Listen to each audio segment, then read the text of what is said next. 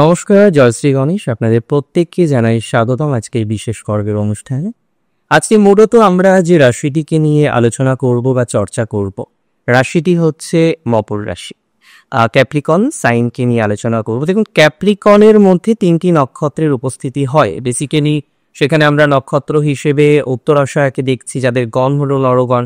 এবং এই যে উত্তরাষাঢ়া, শ্রবণা, ভূমিষ্ঠা, এই যে নক্ষত্রগুলো, আমি বারবারই বলি যে আপনি রাশিকে জানবেন তো নক্ষত্রকেও জানতে হবে। কারণ একটা প্ল্যানেট, চন্দ্র যেমন একটি নির্দিষ্ট নক্ষত্রে থাকলে আমরা বলি যে আপনার নক্ষত্র, এটা বেসিক্যালি চন্দ্রের নক্ষত্র। চন্দ্র কোন নক্ষত্রে অবস্থান করছে, প্রত্যেকটি গ্রহ কিন্তু এরকম নক্ষত্রে অবস্থান করে। তো সিগনিফিকেন্টলি প্রত্যেকটি গ্রহ একটি নির্দিষ্ট রাশিতে থাকে এবং একটি নির্দিষ্ট নক্ষত্রেও অবস্থান করে, একটি নির্দিষ্ট নক্ষত্রের নির্দিষ্ট চরণে অবস্থান করে। So important. তাহলে এখানে বুঝতে হবে যে মকর রাশির জাতক জাতিকাদের ক্ষেত্রে এই যে মঙ্গলের অবস্থান, এটা অত্যন্ত গুরুত্বপূর্ণ। কেননা মঙ্গল আপনার চতুর্থ ভাবের অধিপতি। চতুর্থের অধিপতি মঙ্গল আপনার সফলতা ভাবের অধিপতি। তো তার নিজস্ব হওয়া, এটা আপনার জন্য প্রকৃত অর্থেই চিন্তার, প্রকৃত অর্থেই দুর্ভাবনার। মঙ্গল যদি নিজস্ব থাকে, আপনার সফলতাগুলো দেখবেন আটকে যাচ্ছে। অনেকেই প্রশ্ন করছিলেন যে দাদা 7.5 বেরিয়ে গেল, এত কিছু ট্রানজিট হচ্ছে, আমার ভালো হচ্ছে না কেন?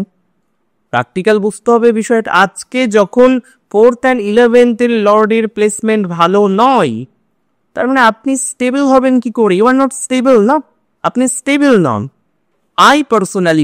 আমি বিশ্বাস করি আপনার স্টেবিলিটির মাত্রাটা আরো বেশি বৃদ্ধি প্রাপ্ত হবে। ধীরে ধীরে ক্রমশ আপনি আরো বেশি স্টেবল হতে পারবেন। আজকে আপনি যে পজিশনেই থাকুন না কেন, যে ধরনের ভাইবসেই থাকুন না কেন, সেই ভাইবসগুলো থেকে পজিটিভ একটা ইম্প্যাক্ট আপনার লাইফে আসবে বলে আমি অন্ততপক্ষে বিশ্বাস করছি। সো এটা নিয়ে কোনো ডাউট আমার নেই।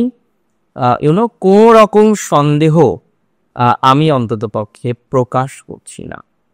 রাশি যদি আপনার হয়ে থাকে, নিশ্চিতভাবেই যদি রাশি আপনার হয়ে থাকে মকর রাশি, এই মঙ্গলের পুনরায় শক্তি সঞ্চয় করা বা মঙ্গলের পুনরায় শক্তি তৈরি হওয়া ডেফিনেটলি আপনার জন্য শুভ, আপনার স্টেবিলিটির জন্য শুভ, আপনার সফলতা প্রাপ্তির জন্য শুভ।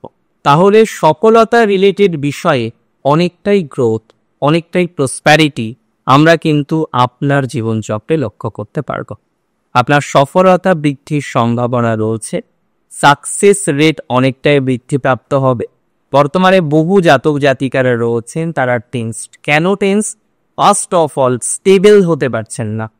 You are doing a job, you are in a relationship, but আপনি দেখছেন আপনার জবে স্টেবিলিটি নেই, আপনি দেখছেন আপনার রিলেশনশিপে স্টেবিলিটি নেই। তাহলে জবে স্টেবিলিটি নেই, রিলেশনশিপে স্টেবিলিটি নেই, সব ক্ষেত্রে আপনি জাস্ট লক্ষ্য করতে পাচ্ছেন যে আপনার স্থায়িত্বের জায়গাটা ক্রমশ হ্রাসপ্রাপ্ত হচ্ছে।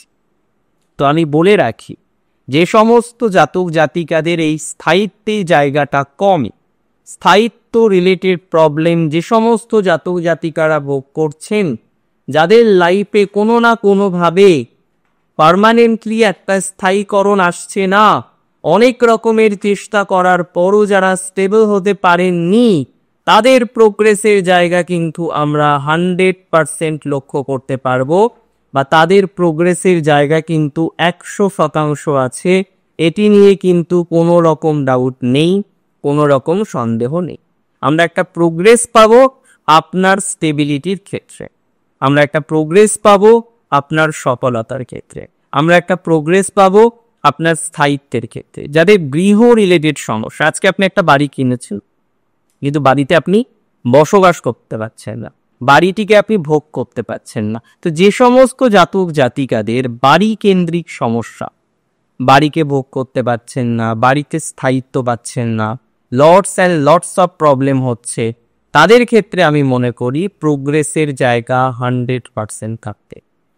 একটা বাড়ি ক্রয়ের যেমন যোগ দেখছি মকরের, তেমনই আমি বলে রাখি যারা বাড়ি কিনেছেন কিন্তু স্টেবল হতে পারছেন না, বাড়ি ক্রয় করার পর কোনো রকম স্টেবিলিটি নেই, আবার দেখলেন যে একটা প্রপার্টি পারচেস করার পর কোনো না কোনোভাবে আপনার ডিস্টারবেন্স কিন্তু মিনিমাইজ হচ্ছে না, আমি পার্সোনালি বিশ্বাস করি, আমি পার্সোনালি মনে করি তাদের ক্ষেত্রে প্রোগ্রেসিভ জায়গা আমরা 100% দেখতে পারবো।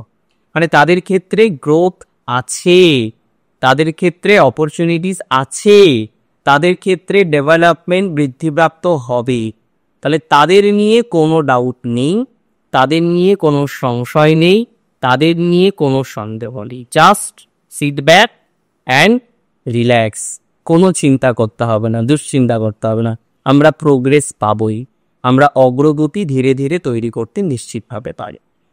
মাথায় রাখতে হবে, রাশি যদি আপনার হয়ে থাকে মকর রাশি, মকর রাশির জন্য মঙ্গলের সঞ্চার এতটাই গুরুত্বপূর্ণ, আপনার বহু ক্ষেত্রে স্টেবিলিটি কিন্তু বৃদ্ধিপ্রাপ্ত হবে। ফার্স্ট অফ অল দেখুন, মঙ্গল এই রাশিটিতে, সিংহ রাশিতে যখন অবস্থান করবেন, 3টি নক্ষত্র তিনি শেয়ার করবেন। ফার্স্টে তিনি থাকবেন মঘা নক্ষত্রে। মঘা নক্ষত্রের ক্ষেত্রে যখন মঙ্গল অবস্থান করবে, মঙ্গলের পজিটিভিটির মাত্রাটা কিন্তু আপনি অনেকটাই লক্ষ্য করতে পারবেন। দেখুন, মঙ্গল গ্রহ কেতুতে অবস্থান করছে, মঙ্গল তাহলে আপনার অষ্টমে আছে, প্র্যাকটিক্যাল ফ্যাক্ট তো এটাই। সেই মঙ্গল কেতুর নক্ষত্রে মানে মঘাতে 7ই জুন থেকে 30শে জুন পর্যন্ত, এবং এই যে এন্টায়ার টাইমেই মঙ্গল কেতুর নক্ষত্রে, কেতু রবিকে সিগনিফাই করছে। অষ্টমপতি কোথায় বসে আছে খেয়াল করুন তো, এই সময়টিতে রবি অষ্টমপতি থাকবেন আপনার পঞ্চমে এবং ষষ্ঠে। যখনই 6তে চলে গেল 15ই জুনের পরে, তার মানে বিপরীত রাজ্যকারী প্ল্যানেট হয়ে গেল। আলটিমেটলি তার একটা পজিটিভ জায়গা, পজিটিভ রেসপন্স তো আসবে। আমি মনে করি এই সংযোগ, যাদের দেওয়ালে পিঠ থেকে গেছে, খুব ভালো করে বুঝবেন, সবার নয়, যাদের পিঠ থেকে গিয়েছে, যারা অগ্রগতি করতে পারছেন না, যারা প্রোগ্রেস করতে পারছেন না, যাদের প্রোগ্রেসের ক্ষেত্রে বারবার বাধা বিঘ্ন সমস্যা এই জায়গাগুলো আসছে, তাদের ক্ষেত্রে একটা পজিটিভিটির জায়গা, তাদের ক্ষেত্রে একটা গ্রোথের জায়গা কিন্তু লক্ষ্য করা যাবে। মানে তাদের নিয়ে মোরাললেস আমি কিন্তু আশাবাদী, তাদের ক্ষেত্রে কিন্তু অনেকটা পজিটিভিটি, অগ্রগতি তৈরি হবে। বিশেষ করে যাদের দেওয়ালে পিঠ থেকে গেছে, যাদের পরিস্থিতি খুব খারাপ, ভয়ানক পরিস্থিতি, monetary problem, financial problem, so called বিভিন্ন বিষয় নিয়ে যাদের চিন্তা, দুশ্চিন্তা, এগুলো কনস্ট্যান্টলি হচ্ছে, তাদের ক্ষেত্রে প্রোগ্রেসের জায়গা কিন্তু থাকবে। তাদের ক্ষেত্রে আমি মোরাললেস আশাবাদী, তাদের নিয়ে আমি একটা আশা রাখতে পারি, তাদের নিয়ে আমি একটা ভরসা রাখতে পারি। মানে আমি এই বিষয়টা নিয়ে অ্যাটলিস্ট নিশ্চিত। রাশি যদি আপনার হয়ে থাকে নিশ্চিতভাবেই মকর রাশি, যদি এই সঞ্চারে দুটো জায়গায় প্রবলেম, যাদের ক্রিটিক্যাল হেলথ প্রবলেম আছে, কোনো ক্রনিক প্রবলেমে আপনাকে ভুগতে হয়, কনস্ট্যান্টলি এটা ওটা সেটা এইভাবে আপনি চলছেন, মেডিসিনের মধ্যে রয়েছেন, মেডিকেশনের মধ্যে রয়েছেন, মেডিকেশনাল হেল্প আপনাকে নিতে হচ্ছে, তাদের ক্ষেত্রে একটা প্রোগ্রেসিভ জায়গা আমরা পাবো, তাদের ক্ষেত্রে একটা অগ্রগতির জায়গা আমরা পাবো, তাদের ক্ষেত্রে একটা বেটার সিচুয়েশনের অন্তর্ভুক্তিকরণ সেটা কিন্তু সম্ভব হয়। আমি মোরাললেস আপনাদের নিয়ে আশাবাদী যে এই সময়টা পজিটিভ হবেই, বা পজিটিভ দিকেই আপনি নিয়ে যেতে পারবেন নিজেকে। দেখুন, রাশি মকরের ক্ষেত্রে আমরা দেখব যে মঙ্গল পরবর্তীকালে শুক্রের নক্ষত্র পূর্ব ফাল্গুনিতে প্রবেশ করবে, এবং পূর্ব ফাল্গুনির অধিপতি গ্রহ হলেন শুক্র, এবং এই শুক্র আপনার কর্মাধিপতি। তাহলে প্রফেশনাল লাইফে দেখবেন প্রোগ্রেস আসবে, প্রফেশনাল লাইফ রিলেটেড বিষয়ে অনেকটাই গতি প্রকৃতি আপনার বৃদ্ধিপ্রাপ্ত হবে, অনেকটাই ডেভেলপমেন্ট আপনি কিন্তু পাবেন। এবং যাদের কর্ম চলে গিয়েছে, যাদের কর্ম রিলেটেড হিউজ ডিস্টারবেন্স, কাজ পাচ্ছেন না, চাকরি নেই, চাকরিহীন, বেকার, প্রফেশনাল লাইফের একটা হ্যাভক নেগেটিভ সিচুয়েশন চলছে, তাদের ক্ষেত্রে কিন্তু গ্রোথ থাকবে, তাদের ক্ষেত্রে কিন্তু অপরচুনিটিস থাকবে, তাদের ক্ষেত্রে কিন্তু সুযোগ অনেকটাই বৃদ্ধিপ্রাপ্ত হতে পারে, তাদের ক্ষেত্রে সুযোগ বাড়বে বা সুযোগ ডেভেলপ করবে বলে আমি অন্ততপক্ষে বিশ্বাস করতে পারছি। রাশি যদি আপনার নিশ্চিতভাবে হয়ে থাকে মকর, তৎপশ্চাৎ সময়েও যদিও অষ্টমের নক্ষত্রে অবস্থান করবে, তখন আমরা ডিরেক্টলি দেখব যে রবির নক্ষত্রে অবস্থান করছেন মঙ্গল গ্রহ উত্তর ফাল্গুনিতে 23শে জুলাই থেকে অলমোস্ট 28শে জুলাই। এবং এই যে সেগমেন্ট, এটা অত্যন্ত উল্লেখযোগ্য একটি সেগমেন্ট, কারণ এই সময়ে আপনি লক্ষ্য করতে পারবেন যে প্রসপ্যারিটি অনেকটাই বাড়বে, গ্রোথ অনেকটাই হবে এবং ওভারঅল একটা আশার জায়গা রাখা যেতে পারে। বিকজ এই সময় আপনার সার্টেন বাধা কমবে, মেন্টাল প্রেশার কমবে, বেশ কিছু ক্ষেত্রে অগ্রগতি হবে, যে কাজগুলো আপনার আটকে আছে সেই কাজগুলোও দেখবেন ধীরে ধীরে হওয়া শুরু করেছে। সো আপনি প্রোগ্রেসে আছেন। বাড়ির বাস্তু সমস্যা যাদের আছে এই সময় আদর্শ সময় বিষয়টাকে নিয়ে বসার, সমাধান করা। আর স্ট্রেস কম নেবেন, north east and south east এই দুটো কর্নারকে ঠিক রাখার চেষ্টা করবেন। অনেক ভালো থাকুন আপনারা, সুস্থ থাকুন, স্বাভাবিক থাকুন। জয় শ্রী গণেশ।